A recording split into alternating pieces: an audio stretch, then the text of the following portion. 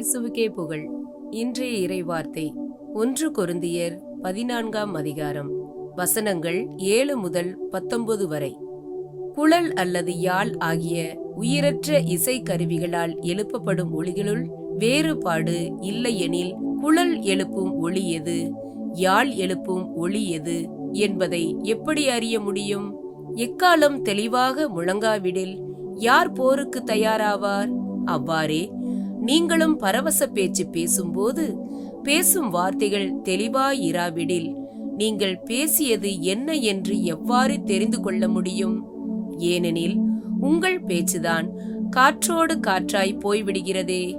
இவ்வுலகில் எத்தனையோ வகையான மொழிகள் உள்ளன, அவற்றுள் பொருள் தராத மொழியே இல்லை. எனவே ஒரு மொழியில் தெரிவிக்கப்பட்டதை நான் அறியாதவனாய் இருப்பேன், அம்மொழியை பேசுகிறவருக்கு நான் ஒரு அந்நியனாய் இருப்பேன், அவரும் எனக்கு அந்நியராய்த்தான் இருப்பார்.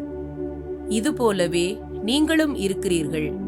தூய ஆவியார் அருளும் கொடைகளை ஆர்வமாய் நாடும் நீங்கள் திருச்சபையை கட்டியெழுப்பும் கொடைகளையே தேடி அவற்றில் வளர்ச்சி அடையுங்கள்.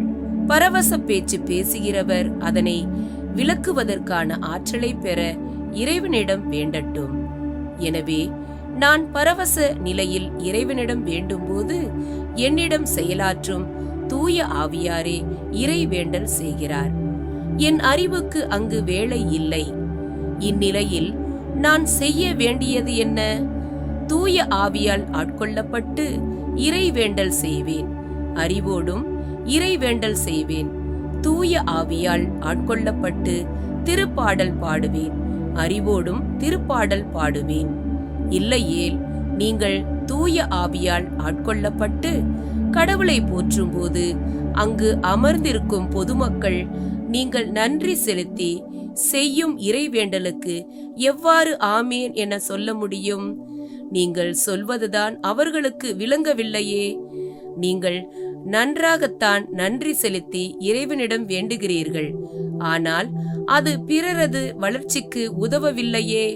நான் உங்கள் அனைவரையும் விட மிகுதியாய் பரவச பேச்சு பேசுகிறேன், அதற்காக கடவுளுக்கு நன்றி செலுத்துகிறேன்.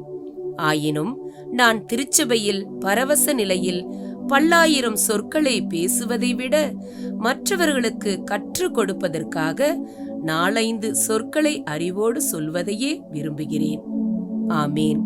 ஆண்டவர் தாமே இன்றைய நாளில் ஆசீர்வதித்து உங்களை பாதுகாப்பாராக.